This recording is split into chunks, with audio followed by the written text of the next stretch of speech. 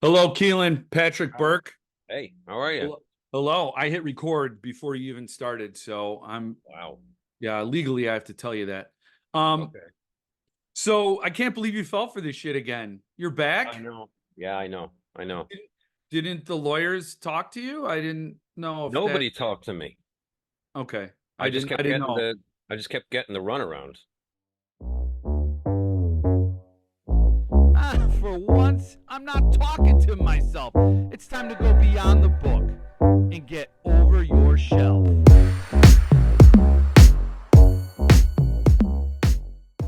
We had a social worker assigned to you, and they were supposed to talk to you about being on my show again. So apparently, that person's paid a lot of money for a degree that they're not making a lot of money at. So I think they're maybe overworked. So anyway, Well, how's it treat? I gotta admit, I did talk to that person, and after giving them a little bit of my background, they just quit. Yeah, there's they can only take so much. You know, Something about massive trauma response or something. yeah. Oh yeah, they're all messed up before they go into that line of work. And then they meet other people who are like, wow, this is like more this trauma spreading around the country is more common than they thought. And so then they tap out. Yeah. Yeah, Yeah, yeah. It we've was broken unfortunate. many. Yeah. It is. How's that three name thing working out for you? Is that like tied to the It's good. FBI? No, it's good. I used to have seven, so I Oh, figure it's just progress at this point. I'm kind of doing the Prince thing where, oh, because it was so unwieldy, yeah, now yeah. it's just, I I figure think you, so. When you get down to KPB, are you going to be more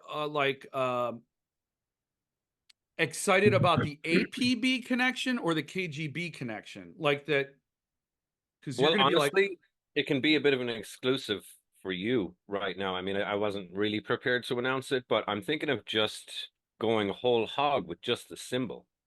okay, no, And that's, yeah. it's gonna be this kind of a, inspired by the ones that you see on the side of toxic chemicals. Oh, yeah, yeah. Don't touch. You touch this book, you are gonna the half-life of this book is going to probably pose a less danger later on down the line. So don't buy it immediately. Well, less about the books and more just about me as a person, you True. know. You're gonna have to get that tattooed and then like Oh, on my face. right, because you can't cover that up. Right. People need to know the minute they see you what they're in for or The not in for. Yeah, yeah, the EPA's gotta know where you're at and be trackable. Yeah, Um, EPA for KPB. APB for KPB, who's tied to the KGB. Tell me that's not a campaign slogan right there. I mean, I don't see how it doesn't work for you. I No, it mean, doesn't. like, because you're a hustler, you're an artist, you're an author, and a designer, right? I mean, Elder Lemon Design. Are you designing like book the page design and all that? No, no, Oh, just the book covers. oh, okay, okay, Yeah. yeah. I mean, No, that as long as AI will allow me to stay in business, you know. that was actually on my list as things to talk about. And as I was writing all this stuff down, I'm like, he's going to be absolutely depressed after we have this conversation because there's like nothing good anymore. There's no Well, I mean, good. that's in keeping with prior conversations. I mean, I know to expect that coming in. Yeah, yeah. You're I not. just like basically mainlined Zoloft before I even connected the call. The maximum is 200 milligrams a day. Now you tell me. Yeah, the maximum. I'm on like 1200 right now. So, You're getting your Zoloft mixed up with your calorie intake. So a lot oh, of people do that. right. So yeah, I guess you don't have to worry about your caloric intake if you're on 1,200 milligrams Zoloft a day. That was my thinking. Yeah. I had a banana this morning, and that's probably all it's going to be for the rest of the day. At least I think it was a banana. It was When the you same when shape. you key thing here, this is a lot. When you bit into the banana, did you hear a scream? Like that's usually an indicator it's not a banana. Well, I don't know because I was screaming too. So Oh yeah, yeah. Sometimes cancels it each other drowns out. out. Yeah. Yeah.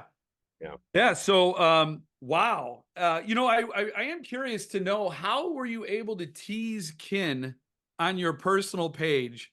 did Paul like send somebody after that post went up, or was it a pre-approved? Because that It kind of was like, was. It oh, it was. was, and that was one of the biggest misconceptions, and one of which, I wasn't aware would be controversial, quotes. But yeah, I spoke to Jason Yeah. at Suntup, who had spoken to Paul about it, and their idea was to, for a first time, just to announce it early, get some buzz going. So of course, me saying, "All right, publisher's wishes, here I go," and the reaction was interesting. But you didn't say it's coming from Suntup. You said a fine press edition. So you went right up to that line, and and you actually had me who knew this was coming, sort of wondering, is he also going to do a trade edition later on? And that's like the bait and switch. Like, oh no, I'm doing a trade edition in 2025, but right now, Well, the wording of those announcements from me was by design. That was all cleared ahead of time and it was by instruction. It was okay, so how about the first one? You say this and you don't mention the publisher. And on the uh, second one, you do say the title and you don't say the publisher, but don't give away the title of the ancillary material or the new material. yeah. So I was basically just following my instructions, and I've done that a million times before. I did not expect what the hell is this guy doing to be coming, to be kind of the reaction. So I don't know. That's the problem when you have these people who are, and I'm chief among them, so amped up for a Suntup release, and the way he games it and the way he gamifies it. Games, it sounds like you're voting in Chicago, but gamifies it where this like release, this tease, this excitement, you're getting emotions high, you're getting hype going, and then inevitably people fill in the blanks with their dream list, and they anything less than a signed Cormac McCarthy book is going to be like a letdown. Which honestly, I mean, I collect books myself. I've dealt with limited edition collectors since the start of my career, so I get it. Yeah. But it was honestly wasn't even in my mind that breaking the traditional format in this regard was going to piss anybody off. Otherwise, I might have come back and said, "Well, wait a minute, isn't this going to piss people off?" But yeah, it Yeah. is. And I mean, the only hope now is that I mean, I can sincerely apologize that it is not a signed Cormac McCarthy or any of those books. But my only hope is that the people who take a chance on it actually enjoy it. You know, that's Oh, all you can think at this I point. mean, so you're gonna get the people that are like author and artist in one. It's got to be Clive Barker, Keelan Patrick Burke. There are a few other authors. Chad Lutzke's among them, but there's no history there with Suntup. But there are a few, so that narrows the list. Hmm. Um, but there were those that are like, I don't know if you went to the cemetery dance forum, but there were those on there that were like, oh my God, if this is kin with a prequel novella, I'm gonna probably sell my cemetery dance edition, and I'm definitely gonna get this one because it's gonna have a little more to it than but I will say, when I first learned about cemetery dance, it was with it when they did their 25th anniversary edition.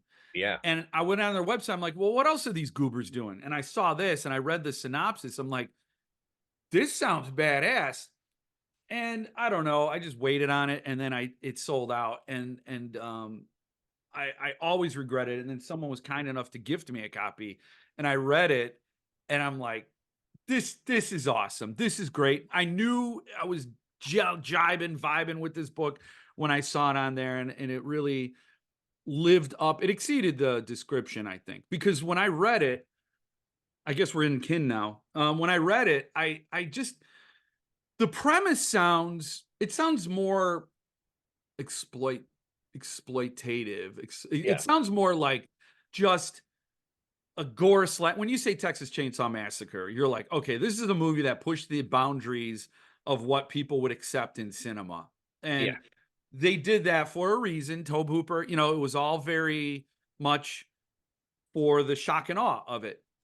And so when you get that association, you don't really get this idea of what this main character is going through. And it's been some time since I read it, which I'm happy for because when this comes out, I'm going to read it anew. I'm going to read that, so it's going to be all very fresh. Um, but you don't get the isolation and that vibe of that main character and the depth of his story, and there's so much more to it. Thankfully, like I just love that being pleasantly surprised by a book instead of just thrown into a melee of body parts. Right, yeah, into the meat factory. But it's yeah, it was a kind of a balancing act. I mean, the whole idea came from loving those movies like Texas Chainsaw Massacre, Deliverance, all that stuff. I grew up watching that stuff. But yeah, it kept coming back to me how much we celebrate the final girl getting away. And I thought, well, what is that life going to be like? Right, You right. know, I mean, what happens next to her? She's not going to go home and go, dodged a bullet there, I guess. Anyway, back to work. Yeah, I just thought, no, we need to see what happens next. And also, it was a way to study the radial effect of grief, you know, especially with loss on that kind of a scale. And it's just, there's not one person touched by it. And the victims are kind of, they're dead and they're forgotten in some of these movies. Oh no, they died, but we're still rooting for the final girl. What about the families of those people? You know, yeah, what about the yeah. emotional connections of friendships? And it just, the more I thought about it, the more it started expanding outward. But in order to pay homage to it too, I thought it was important that the lethality of these absolute bonkers fucking cult people Right. it needed to be shown and demonstrated too. But also, it was vital that they not be one dimensional, you know, that they have some kind of heft and weight to them, that there's a For reason. sure. They're not just, you know, hey, do you know what'd be fun? Let's massacre some people. There's got to be a reason. And there's got to be a reason that they fervently believe in, because I think that that makes them scarier. I've Yeah. always found that villains that have a belief system that justifies their actions are infinitely scarier than just guy goes nuts and goes ape shit, you know? You need that. You need to see both sides of the equation. And without the lethality of it, and there are plenty of scenes in the book that are fun. I mean, like it is it is shocking. It's gross. It's like it's a full pyrotechnics explosion at a concert fun.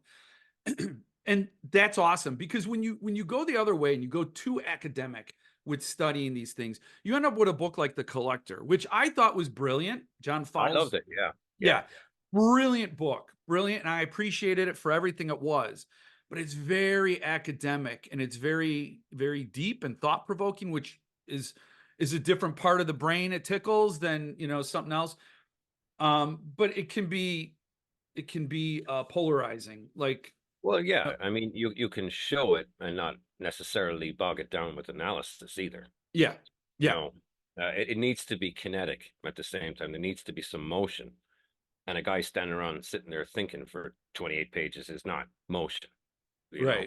right, right. But And yeah, I think people do like that look into like what is that brain like? Because I haven't read Zombie yet by Joyce Carol Oates, but I'm looking forward to it because we do like it. It is fascinating to get into that mindset of somebody who's motivated by things that just seem like, to be honest, I've been to Ireland. I call it Violence Island, um, because I saw so many fistfights there in my 1 week there, and I'm Southside Irish, Chicago born and raised. So like we're not really doing it proud, no, the motherland.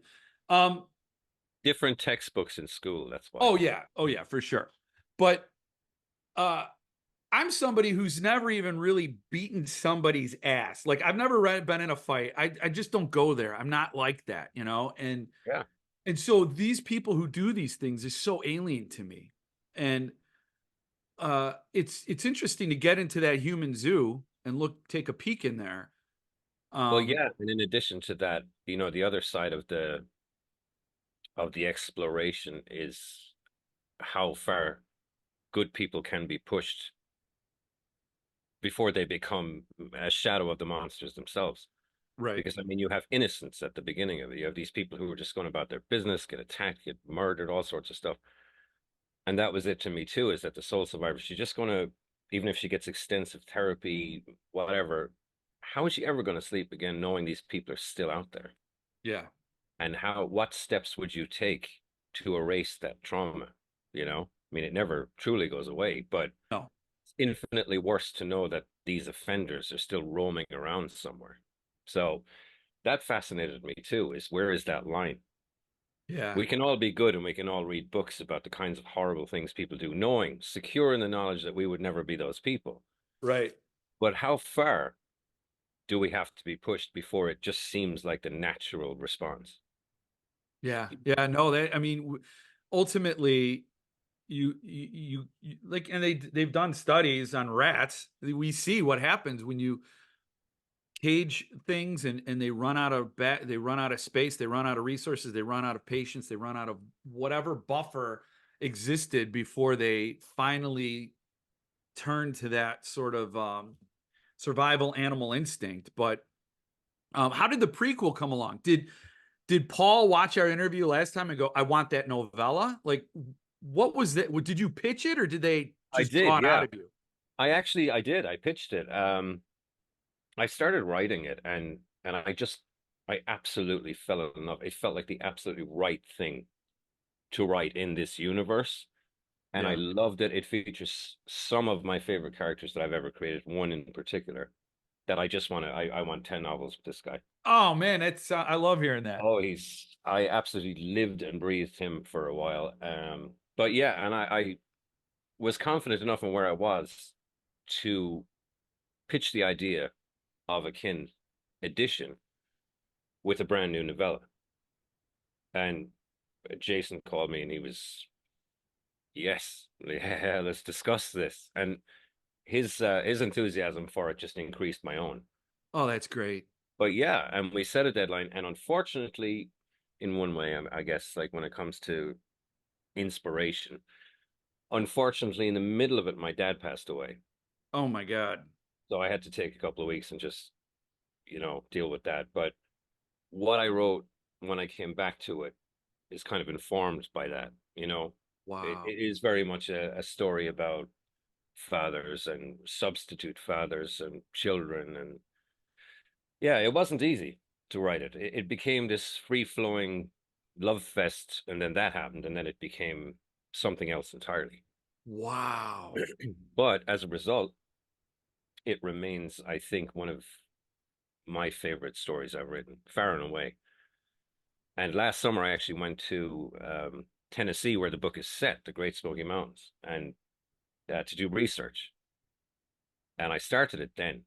I just wrote a couple of pages, but the flavor of the whole place, everything about it was an amazing experience. I'm not someone who goes, "Hey, I'm going to set a story in Hawaii. I better go there." You know, this Yeah. just seemed to make sense to me because I was researching a lot about evangelism and um, the economic desperation that leads people to believe any huckster who comes through town during the Great Depression.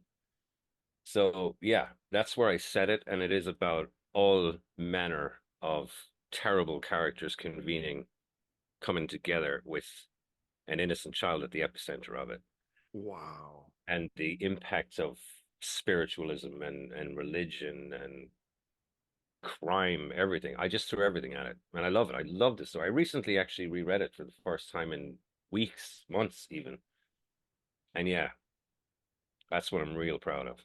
How long is it? It is just shy of. Now, I know people get all turned up on this. It's not a short novella. If it was about 10 pages longer, it would be a short novel. Wow. It would qualify as a novel. Um, but yeah, and I cut some stuff from it because of the aforementioned adoration for my own character. I just wanted to see everything he got up to. So I found myself prattling on and putting him in all sorts of situations. When I read back on it, I went, "Oh, that's a little bit masturbatory. Let's pull that out." So I think it actually would have come in. It would have come in longer and would definitely be novel territory if I'd left that in. But as much as I loved it, it felt extraneous. So Um, you're not Stephen King then. So that's how you're not Stephen King because no, no, he no. gets it in there. I'm pretty ruthless when it comes to self-editing. If there's a description of a table lamp that I think is lovely, I'd be like, yeah, I think it's lovely, but that is seriously just going. Hey, look at this lamp. Instead of the Yeah, momentum stalls because you're in love with your own voice for a minute and you need to cut that shit out. that is hard to do. I don't know how you can do that It is, because I'll tell you, it's a lot better now than it used to be. I look back on oh, some stories I'd written, which oddly enough got a lot of praise at the time, about the fluidity of the language, lyrical, melancholy prose. And I'm like, wow, I was so encouraged by that at the time. And now I read it and I'm like, get to the fucking point, Keelan. Get wow, to the why is that tree described for 7 pages? That tree wow. better fucking do something, or we're cutting it down. Yeah, Uh, that tree better turn into a book of spells or something. Like yeah. some lumberjack chops it down and makes a books out of it. And the thing is, I can Wow. see it. I can see like I'm still proud of the writing that's there. I'm like, wow, Oh, that I'm is sure. really poetic. But in terms of a story that goes somewhere, cut that shit out. You're not trying to, talk to your high school English teacher, for fuck's sake. Cut it, you know? Usually an editor will wrestle that out of you. So that's why I'm like in awe of your ability to do that yourself, to recognize that you're now just serving the yourself instead of the story. Um, Well, I'll tell you what was a very educational experience for me in that regard is I was hired to write a screenplay about 2 years ago now, I suppose. And I turned it in and they loved it. But they had notes, as they always will. And one of them was, this is beautiful writing, but you're not writing a novel. wow. All we need is what you're going to see on the screen. Yeah. There's room for a flourish here and there, stylistic choices, but it's entirely visual. So me describing a guy walking across the university quad that takes a page because I'm describing the trees and the burnished afternoon light. And they're like, this is beautiful. Cut that shit. Yeah. Yeah. It's a So whole I different went back. I wrote Cottonmouth after that, and I think I was even more ruthless than I used to be because yeah. you have all the room that you want in a book to tell a story and to show off if you want. But if it's not serving the story, no matter how lovely it might be, it needs to come out. So screenwriting and comic book writing were two things that taught me the economy of language. To just not waste time showing people how lovely your writing is. Hmm. Yeah. It's pointless. You have to have a good visual partner, and have faith that they're going to convey that emotion, that sort of beauty, that. And I have read screenplays where there are some things. I just bought the screenplay for Hellraiser 4, written by Peter Atkins, and I Yeah, was flipping through it, and there's some stuff in there, and I was even thinking, this kind of seems extraneous. Like, it's not stage direction. right. Um, it's not something an actor is going to work with, as far as like says nervously. Okay, I get that. As an actor, I'm supposed to feel something here. It was little, I thought, little self-indulgent, but you know, But I'll um, tell you, I think that's pretty common from someone coming to writing screenplays after writing novels. oh, I'm You get sure. you get so spoiled with having an infinite canvas when you're writing books that, and I mean, when I look back on the first drafts of those screenplays now, I'm like, it's nice, but it doesn't belong there. And when you're trying to work within a restrained time frame, you have 90 minutes. That's all this movie can be. Don't fill it up with descriptions of fucking flower pots, you know? So, was it your story you were adapting, or was it someone else's story? I actually can't say. Oh, okay. So, Um, well, I can tell you something. I can give you a bit of a scoop, but in reference to this screenplay, this was no work for hire. Hopefully, it's coming along. Hopefully, we'll have some news about that by the end of the year. But based on the back of that, I did actually get hired to write the Sour Candy screenplay, oh wow. which I turned in a couple of weeks ago, and the response so far has been really good. Now, we haven't gotten into the guts of it yet, but initial impression is positive, so hopefully. But I also Uh, have become well aware of how rare it is for these things to work, you know? Yeah, I was on your Wikipedia page again. I did. That's my entirety of my preparation. Does this person have a Wikipedia page? Nope. We're going in naked. That's it. We're flying in. No parachute. Just jump. And I saw that Peakers was optioned, or I don't know. I'm not Hollywood shit. No, But that Mike Flanagan was going to do it in 2013, and I was like, yeah, what? And that never. Lionsgate, yeah, it was a big deal, and it was also a very educational experience for me because every time I see another author announcing that a book of theirs has been optioned, I'm like, don't say it, don't say Don't it. talk. Yeah, Because way back then when that happened, I was like, Mike Flanagan, Lionsgate, my yeah, agents were involved, the deal was done. I went out and got a giant bottle of champagne, came back, had half of it, and then told the whole fucking planet it was going to happen. I was in my head buying houses. yeah, yeah, And then it yeah. all felt fucking landed like a wet fart about a year later. And you just, now I don't tell anyone anything. Now I just, if it happens, that's fantastic, but I'm going to believe it won't till I'm Right. sitting in the movie theater eating popcorn. Yeah, until you're disappointed by what they've done to your Yes. work. Yes. You're just gonna wallow in it like Paul Tremblay with Knock at the Cabin, and then you're gonna walk around with a shirt that said the book was better. He did that. I'm like, Did all he do right. that? Well, fair play to him, because honestly, the book is fantastic. I was less enamored with the film. I was too, but here's the trick with that is the trick I tell all my viewers on this channel. Lower your expectations. No, no, lower, like just like a barroom mat. And that way you're going to be happy because you're going to be so you're going to be expecting a disaster. And that's how I went into watching that movie. And I love the book. I love the ambiguity. I love the way it ended. And I did not want a position to be taken. And then he had to take, and he took one. I'm like, all right. And I allowed it. And I'm like, okay, for what it was, if you had to go one or two directions, it's kind of interesting, but Well, it struck not. me the same as Cujo, the adaptation, you know? I don't remember that movie. King doesn't remember that book either, but I don't remember the movie as No, well. it's But weird how much I love that book. I always, like many people, dismissed it for years, going, Killer Dog, okay, whatever. But I ended up reading it late in life. I wrote an essay actually for Cemetery Dance. It's on their website about Cujo Revisited. And I was kind of blown away by it. it is. It's an amazing book. It I think really it's is. more like a deconstruction of marriage that just has this dog as an exterior force. And Yeah. but there again, when it comes to ballsy endings, they just go, no, no, no, no, no. Audiences aren't going to like that, which I think is this perpetual problem that we're constantly assuming audiences can't handle shit when Yeah. we obviously can. Oh, But I thought oh, thought the same about that. Yeah, it was a respectable ending, but Paul's was that was a oh, punch in the dick. yeah. Well, it was so Yeah, much better. yeah, yeah. And and that's the thing. I expect that sort of garbage thinking from Hollywood. I expect Hollywood to go in and make a business decision instead of an art decision because they're extending millions and millions into these products, these Hmm. films. Nervous. They get They're gonna nervous. be nervous and they're gonna do Which that. makes sense. And also, these people who greenlight or red light movies will probably be out of a job if that movie Right, doesn't do well.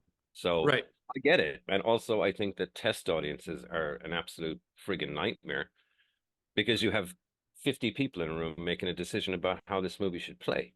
right. You know, You're gonna, it's, yeah, yeah. but it is. And it's one thing I have learned, and William Goldman said it's a miracle anything happens. Any movie gets made because nobody out there knows what they're fucking doing. No one.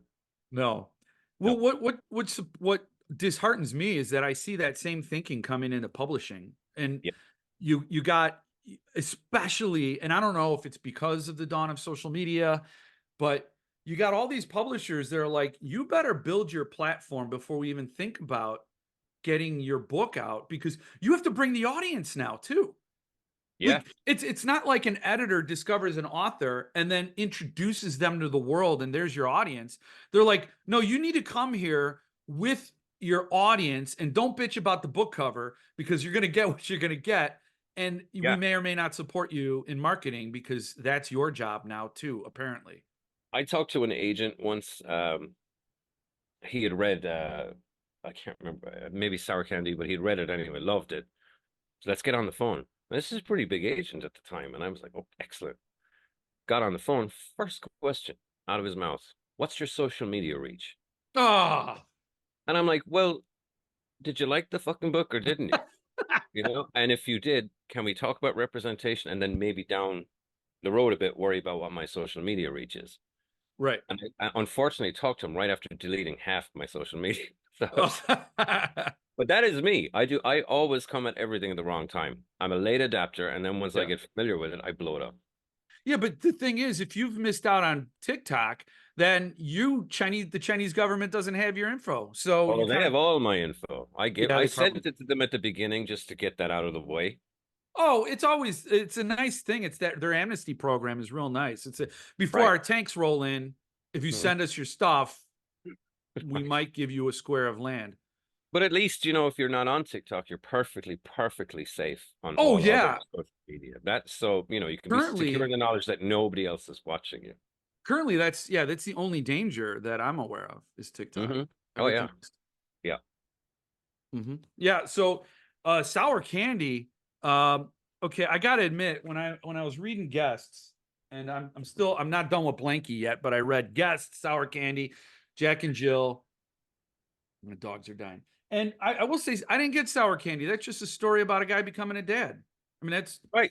Yeah. that's a pretty. I'm like, all these other stories are horror stories and creepy, and there's some element to it, but this is just a guy who became a dad.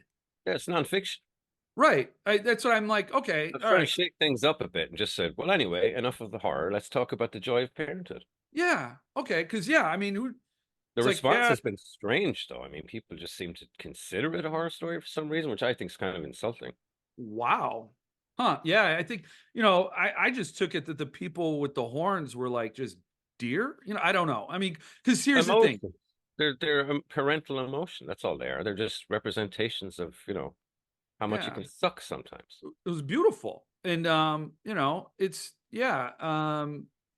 And then Jack and Jill was disturbing because my wife's name is Jill, and I think she wants to do that. So I don't know if you're like A ahead prophet. ahead Mm. of things. They're all just warnings, man. That's it. To me personally, like, I'm basically Nostradamus with a fucking weird accent. That's it. so were you upset or were you happy that on April 8th, the world was replaced, everybody in the world was replaced by grinning idiots during the solar eclipse? Because that's the thing about peakers. And I didn't know if you were like, oh, yeah, it wasn't the grinning idiots are here. Were you like afraid? No, they weren't all grinning either, is the problem. So they're harder to tell, you know, and it's even harder to detect on social media. But I know that there's an awful lot of them who got left behind, which is just a disgrace. It was. Um, I loved that though. I was out watching it. But what was amazing was I was out watching and I made a whole day of it. Um, and I looked around and I can see all my neighbors and nobody was outside. Oh, Nobody. Everyone. Now maybe they took trips. I'm going to see it somewhere else, but I kind of doubt it. There was construction workers all up there like that doing their thing. It was pretty cool, but no, it was just eerily quiet, which kind of added to the effect of it because we got, I think, 99.6 totality here. So really? yeah, when that happened, this absolute sudden twilight was Yeah. ugh, creepy. I loved it. Yeah, it was. Oh, I So was happy. Everyone else was like, "Ooh." I'm taking notes. everybody's coming back from the store with ammo and bottled water and toilet paper. Yeah. And did you raid anyone's houses while they're like, oh, well, they're all out. I'm the only one around. No, I can't say that on a Oh, on a yeah. Oh, recording. yeah. Duh, Yeah, duh, but duh. email me later and I'll, you know. Okay. So this is your previous Suntup book. I like how you put the introductions to the stories ahead of the stories. Like I'm going to be a doofus and fall for that and read your introduction before I actually read the story. It's a nice try, but I just said, oh, these are all afterwards. Hmm. But I did like that. I do like that element of I'll try and always do that because I mean the books I read by horror authors growing up, short story collections, I would love that. And yeah. I think for me, when I was first messing around with writing, trying to get a handle on it, trying to find my voice, reading where other people got their ideas or what inspired them or how they handled the conversion from inspiration to text worked for them. It was as good as having a teacher at the top of the class saying, this is what you need to do. This is how I did it. But I used to love that. So I do the same, and the feedback on that has been amazing over the years. Yeah. People seem to really love, okay, but where did that fucked up thing come from? You It know? it it it is surprising because what I realize when I read those things is that the impetus, the seed isn't necessarily what it's going to look like at the end of it all. And it Even if can you intend it to be, you can right, sit down with a set idea, and by the time you're done, it can look nothing like it. right. It bends in a different direction. And Hmm. it's wow. I mean, and the theme I'm getting from the stuff I've read from you, so kin, um, guests, I read some of We Lived Inside Your Eyes. Somebody close to me said, The House on Abigail Lane is your best novella ever. So I've got to get to that. I haven't read it, but there's a theme that comes and distinguishing features. What the hell was that? Um, Yeah, that's a weird one. I haven't thought about that one in a long time. that is, it's wild, but there's a theme that I get, and I don't know if this is or what where it comes from, but isolation. Like when I read your stuff, it does feel like no matter how surrounded the main character is with people and what's going on, there's this sense of total isolation. Like it more so than anyone else's work, where I feel like that is that common vein of dread that runs through it. Like this person's been cut off from the herd, set for destruction, and there's nothing to be done about it. It's actually very insightful. I've never thought of it that way, but I mean, yeah, yeah, and it could very well be that that's what it is because I'm one of those people like I see pictures on social media of somebody celebrating their birthday and there's like 70 people there, and I'm like, I don't even fucking know 70 people. I know. I Yeah. don't know seven. My birthday party is just me looking miserable, crying into a pint. Well, it So flavors it. it could be, yeah, it could be what that is that even if I'm in a crowd of people, I never feel part of it. I never have. And it's not a Wow. hostility. I don't go in and give off vibes where people go, "Ooh, what the fuck?" People, if anything, people always try to bring me into these things, and I act accordingly. But it all feels like I'm on stage just playing a role, you Wow. know? What is that? Because you're that I think that is why when I read your stuff, I connect with it so profoundly because that is exactly and I wanted to do at the end of this interview an Irish goodbye. So we don't have to do the bullshit. Cool. You just hang up, like Yeah, nice. we're This done. was, yeah. Yeah, yeah, that's it. Um, but yeah, I think that really and so you've always felt that way. You've always felt that sort of like distance. I've always, at any time in my life, had one good friend, one best friend. I've never had two at the No. same time. It's always for 6 years, maybe this is my best friend in grade school or whatever. In high school, it's somebody else for that duration. After that, it's somebody else, and then somebody else is somebody else. I've never been able to. It was funny because I decided to do something for St. Patrick's Day once, and then realized I didn't have enough people to invite. Wow. So I invited a couple of people and relatives and shit, and I was like, okay, this is fun, and we had a great time. But yeah, I'm not somebody I can go to a convention and talk to every single person there and have a great time. But I'm always aware I'm somebody who's being there representing something that I'm Mhm. not. I don't know. And it's not that I'm an introvert. I always claim that I am, but I'm really not. I could talk to anybody. But do Yeah, I but want to? first of all, I got to ask when you move on from friend to friend, is it like because the body starts smelling and then you have to get a new friend? Like when you It's when trade they up. know too many of my secrets and need to Oh, dealt oh, with. sure, sure. Yeah, Yeah, yeah. yeah. I realize That's that. it. Yeah. That's interesting. I had another point, but then I realized I was worried about my own mortality all of a sudden, and that kind of knocks your thoughts out. Yeah, I because now think, you know stuff. yeah, yeah. Wow, I gotta drink that away. The thing with sour candy and Jack and Jill is that that's super strong, like especially in sour candy. Yeah. No, that is kind of a recurring theme, all right. It's because I think to endure those kinds of challenges, whether they be metaphorical or not, requires you sitting alone with them. Mhm. Plus, it increases the helplessness if you know that there's nobody you can talk to about it. Oh, It could just as well be a metaphor for mental illness. You know, people keep telling you, you're going to be fine on social media. You're like, who the fuck are you, though? wow. Yeah. You know, Right. thank you. I appreciate where you're coming from, Oh, but yeah. only I'm in here. That is like the most terrifying thing I think anybody could say to me. Like that right there, that sentence. Only I Yeah, am in here. I'm just gonna schedule the panic attacks for tonight. Might as well. So I can work around them. So I could be like, all right, well, here it is, and then eat some kibble or something with the dog. right. 7:15 p.m. Smash head through window. 8:15. 9. Watch Fallout. Do you plan on like when you write a lot of your stuff is novella length? Is that Mhm. intentional or is that just that's where the story went? It's where they go. I mean, people have said it, that the amount of times that I hear, I wish it was longer, which is a fantastic thing because you want that, you know? Sure. It's better than I wish, I thought the fucking thing would never end and it's like 9 pages. So I do, I do whatever the story, I'll write it and it ends where it ends, you know? I don't like we said earlier, I don't like padding it out to acceptable length.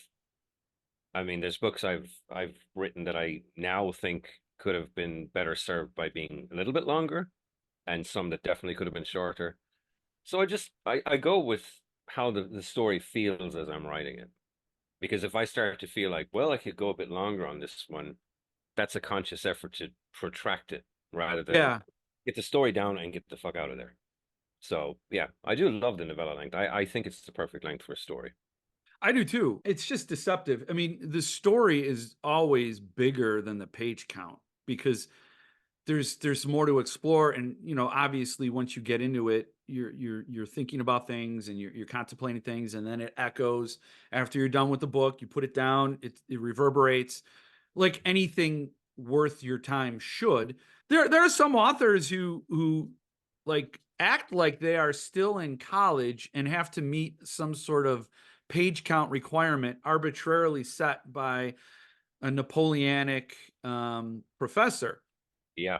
Because I've seen some real generous margins on some with big type pages, and that stuff just doesn't bode well. It is an easier reading experience, and you feel like Mr. Academic. I just went through a 100-page book in 10 minutes because it was like 4 pages.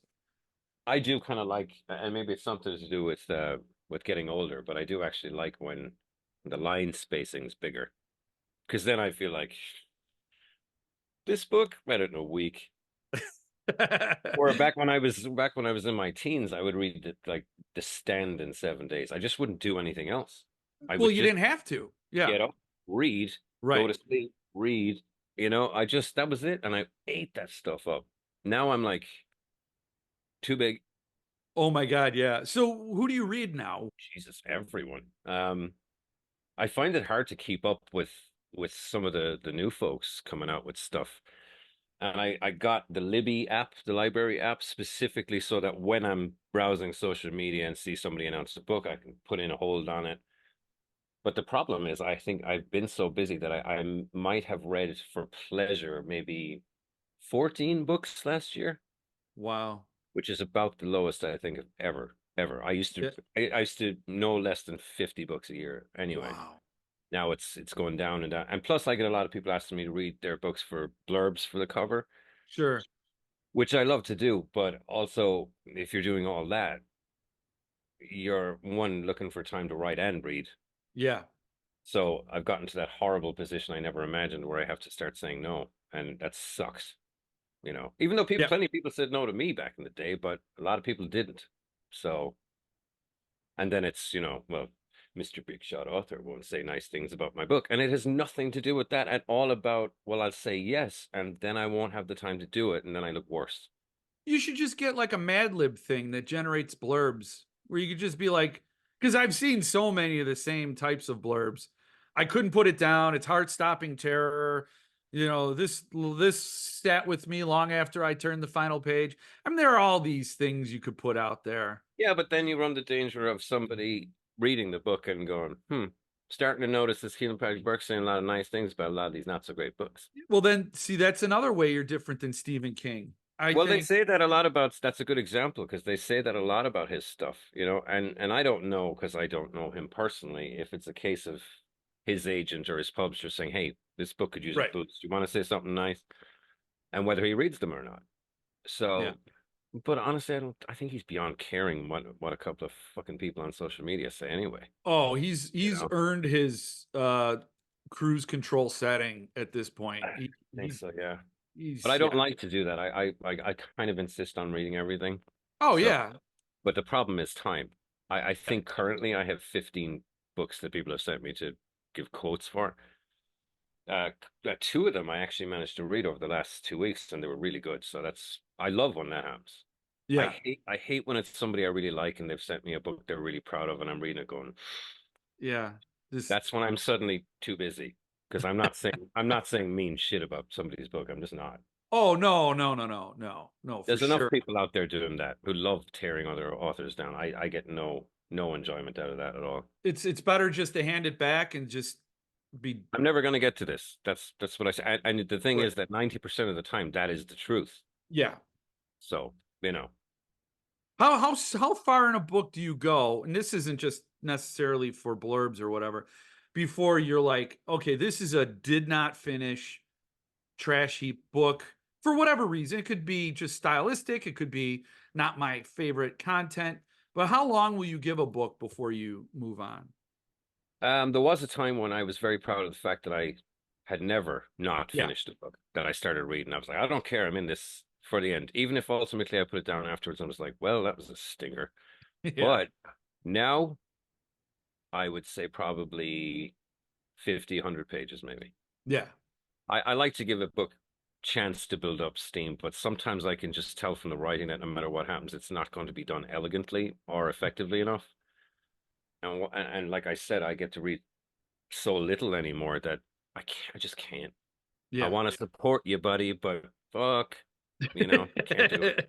Can't do it. There's so many books that I've read where I'm like rooting for them, Oh and yeah, it's like if you only had a good friend or an editor or somebody who said pull back on this part or change this around, and you could get the motor revved and you could get to a place people want to go and go with you. And it's a shame. I hate when that happens too, yeah, and especially in your position where it's a professional obligation or courtesy. yeah. And I So love, but the upside of that though is sometimes you uncover some really freaking fantastic stuff. AI Jiang, her novella Ling Hun. She sent that to me, I think last year at some point, and it was a novella. And to be honest, I'd never even heard of her before. And she said, "Would you mind reading it if you like it? Give me some words." And I went, "Okay." And I'm always nervous if I haven't heard of the person before because to me, in my head, rightly or wrongly, it increases the chance that it won't be fantastic. And my God, it was. It yeah, was, yeah, it was something else. And once I read a book like that, I'll never shut up about it. That's the thing. yeah, yeah. Anyone asks me in conversation, real life or online, hey, what's a good book that I could read? And that, go read it, go away. You Yeah. Get No, down. no, and it's because and I think that's the flip side of that is that's why a bad book pisses me off so much. Because you do I get want to invested. rave about it. Yeah. Right. Yeah, And I do. I want to get real excited. I want to keep talking about it. 10 years down the line, I'll still be talking about that book when people ask me for recommendations. I will always mention it. So if it sucks for any reason, or worse, it's actually good, but I know people aren't going to like it for fucking reasons of their own, I'll be like, shit. how But did yeah, you what comic book did you write when you talked about that earlier? I didn't know you worked with comics.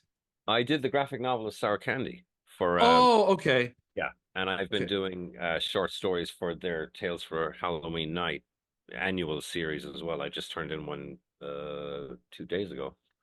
But yeah, and it's pretty similar to screenwriting, only shorter. It's dialogue. Yeah, right, A lot right. of dialogue, a lot of telling the artists what's represented in these panels, and you got to Yeah. be succinct as well. So yeah, that and screenwriting all basically just taught me how to cut the shit. Mhm. So AI is going to replace you. You're going to be even more isolated than you currently are because the bots are just going to take and they're not going to give one shit about any of us. No, So what else is in the works for you beyond this moment? Do you have like are you somebody who has like 50 unpublished books sitting on a hard drive somewhere that you're like they're a moment away from tweaking to perfection? Or do you have like nothing and you're just like, I need to start building some houses? no, I'm currently revising a new novel that I've been working on for 7 years. My output is almost as slow as my reading. Oh Uh, boy. I have approximately, probably a lot more now, but last time I looked at it, 1 million words of unpublished stuff in a what I call the unfinished folder. Some of them are just a page, some are 50, some are 200 pages, but it's all in there. Wow. Yeah. And sometimes I'll go back in and I'll look around and I'll see something and read it and go, ooh, and it triggers something and I'm off to the races. So I'm very protective of it because it's not junk to me. It's No. things that I started and just for whatever reason, whatever headspace I was in, or I hit a wall, and I'll go back years later and go, oh shit, that was pretty good. Let's see where this goes. There you have it. But I also, yeah, I've just turned in the Sour Candy screenplay. There's a bunch of short stories I owe to various editors, and probably a new novel to start this year. So yeah, That's awesome. I'm never not doing something. Who's the new novel coming out with? Is it self-published? Nobody yet. No, it's right now what I'm doing is going over my agent's notes for it. Uh, and then it'll go back to her and she'll try and sell it for me. So yeah, we'll see. How did you start all of this circus anyway? What was your first when you wrote what was your first published thing? Jesus. My first published thing, I was 18, happened on my 18th birthday. Wow. Yeah, it was a short story for an Irish magazine called Writings, and I thought I was king shit of fuck mountain after that, I gotta tell you. Until I realized later that they don't even read them, they just publish them. So Oh man. that took me down a few pegs. Couple. Yeah, little, yeah, yeah. It taught me a bit of humility. And then I think I was 23, maybe 24 when I wrote The Turtle Boy, and that took off. When the Stoker and people seem to just connect with it. And yeah, it's been that ever since. I just kept at it. So I'm gonna go read the Turtle Boy. I've never read any. I know that it's a series, right? There's like Hmm. four novellas or three. There are four novellas and a novel. Wow, I was asleep at the wheel on that. So I'm gonna read them and I'm gonna black out all your self-indulgent stuff. Oh, Jesus, then there'll be nothing left. I might as well just send you the covers. And who was that with Cemetery Dance, Turtle Boy? That was with a different publisher Oh, each time. It was Necessary Evil Press for the first one. oh yeah. It was Cemetery Dance for the second. It was Bloodletting, I think, for Vessels. Cemetery Dance for the fourth again, and then I think I have it here. I do. God, that's terrible. Oh, and Thunderstorm books for the last one. I never realized you had anything with Thunderstorm.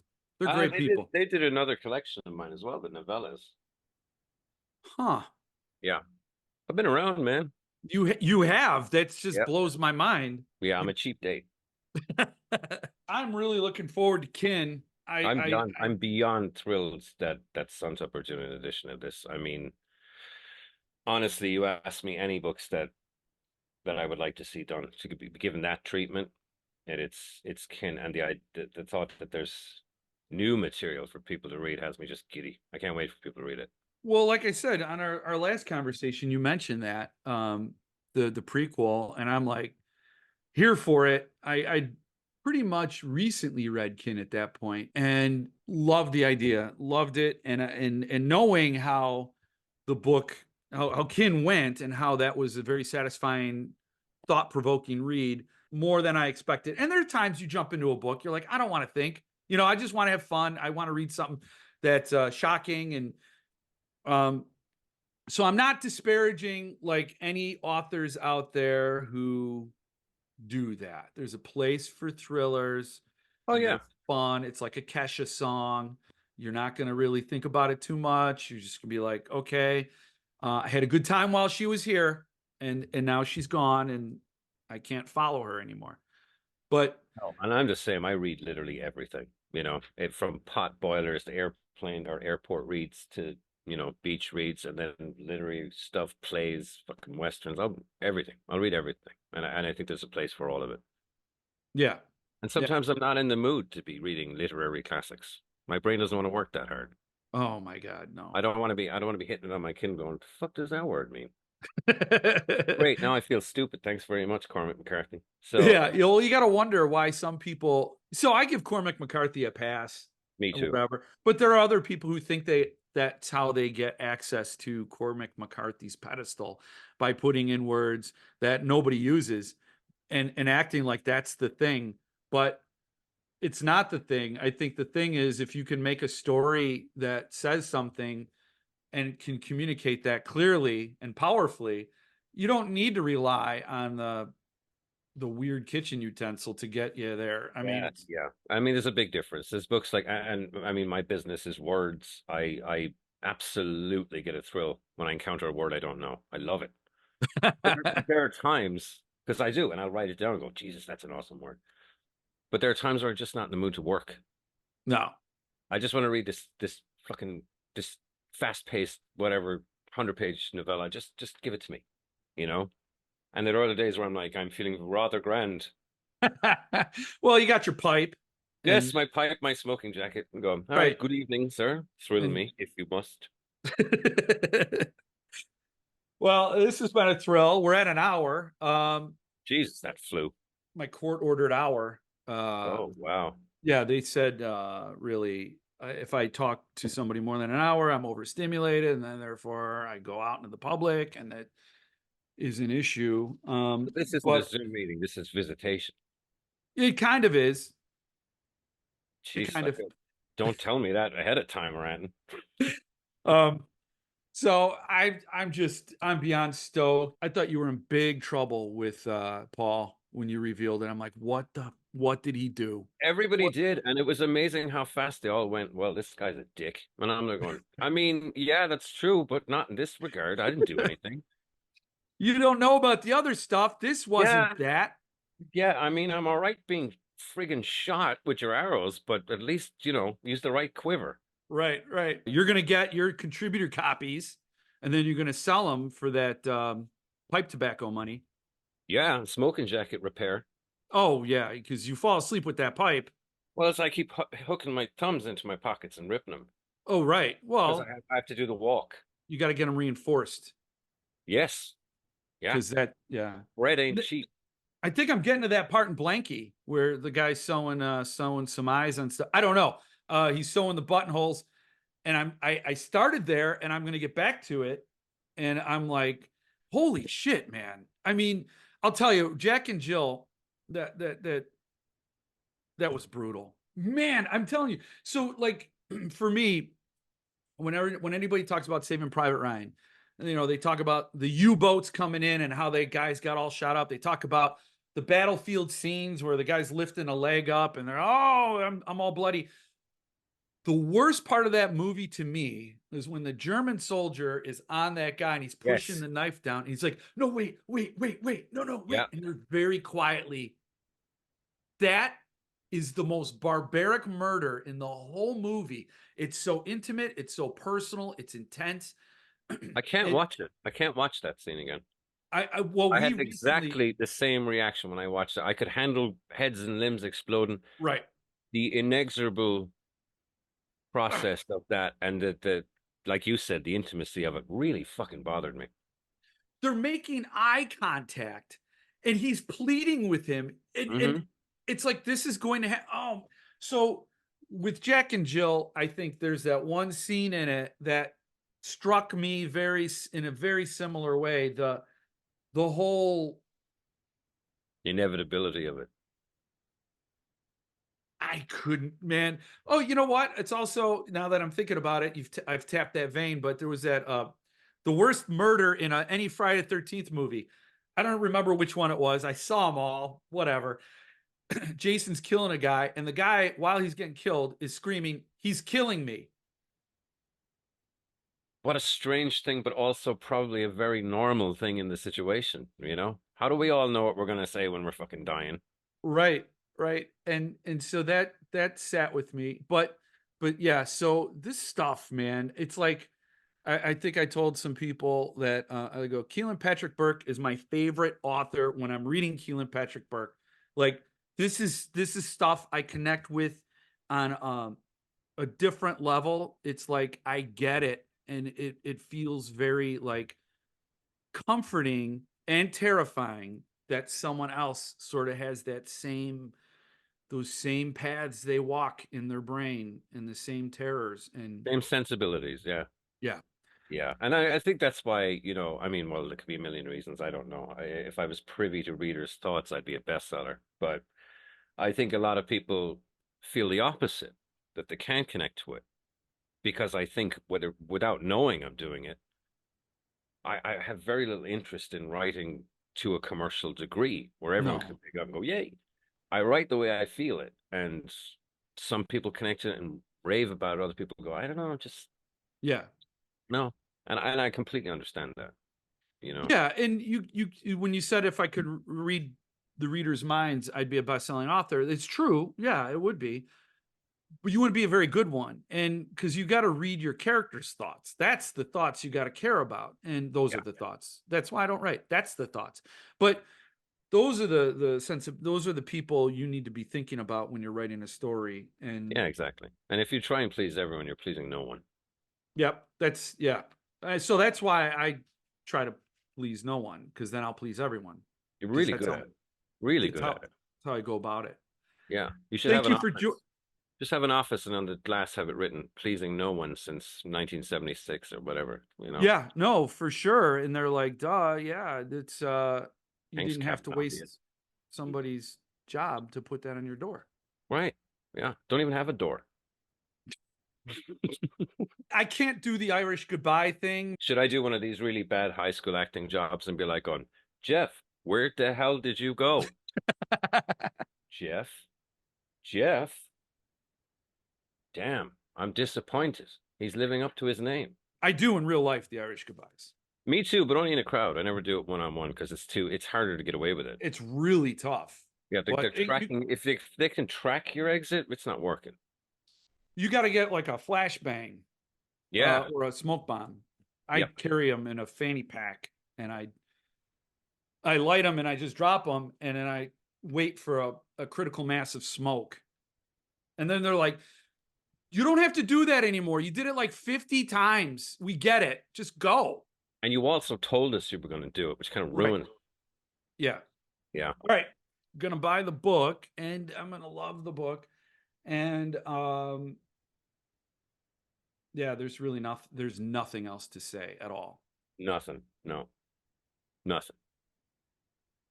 I mean, this whole chat was like 56 minutes too long anyway. It was. Well, that's good because You could have just gone on there and said, "Hey, so your book's coming out with Suntup," and I go, "Yeah," and you went, "Cool, bye." that's it. That's it. Yeah. It's just a thumbs up.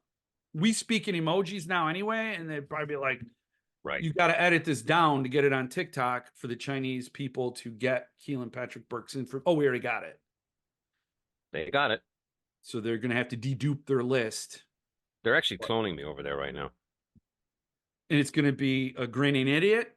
Like No, but it's going to be a lot more popular. do you think Peekers will ever come out from? I mean, like the Movie? Mike Flanagan ship has sailed, right? That's not. Yeah. Okay. I'll tell you, blow your mind that J.J. Abrams, M. Night Shyamalan, who the hell else was there? Both were interested in that since Mike Flanagan's. Yeah, that has gone the whole tour of Hollywood, and I've never understood it. It's like an 8-page story, and people went ape shit for it out there. And somebody's actually reading it now, though, so who knows? I honestly don't know, but I will honestly never understand if something comes of it either. And see, so that, that pisses me off so much because Hollywood right now is out there rebooting, redoing, and they're not like, there are stories out there. There are thoughts to mine. There are new voices to hear. Like, you have it. You don't have to make another, Iron Man movie. We've been there. Like, let's do something new. There God, is that pisses me off. bankable money in nostalgia. That's what it is. If they're selling, if people are going to see them and people like them, money in the bank. There's Yeah. no reason to stop doing them. You know, Yeah. I know the Right. Blob remake is coming too, but I really like that director, so we'll see what happens there. Yeah. So, all right. Well, I will look forward to the release and everything else you got coming. And I wish you luck in your future endeavors. Thanks, Joe. This is always fun. We'll do it again, yeah?